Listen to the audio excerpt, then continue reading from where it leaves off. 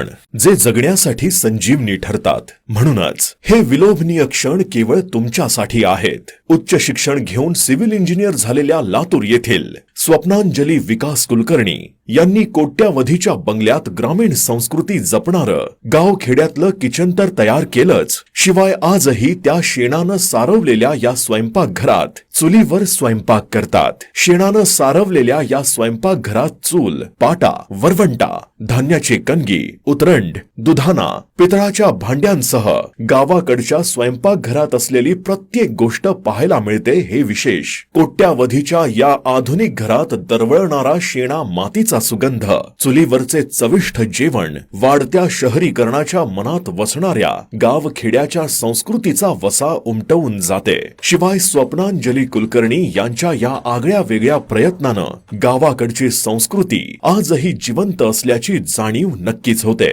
गावखेड्यातले घर हे केवळ एक घर नसते, तर गावासोबत नाळ जोडलेल्या गावाकडच्या प्रत्येक माणसाच्या असंख्य भावनांचे प्रतीक असते। हे वेगळे सांगण्याची गरज कशाला हवी? काटवटीमधील भाकरीवर पडणाऱ्या हातांचा आवाज, चुलीमधील विस्तवावर फुगलेली भाकर, वरवंट्यावर केलेले वांग्याचे भरीत आणि लाकडाच्या रवीनं घुसवलेल्या ताकाचा स्वाद म्हणजे स्वर्गीय अनुभूतीच। गावखेड्यातलं जीवन आणि संस्कृती दाखवून देणाऱ्या स्वप्नांजली कुलकर्णी यांचं हे किचन तुम्हाला कसं वाटलं कमेंट मध्ये नक्की लिहा।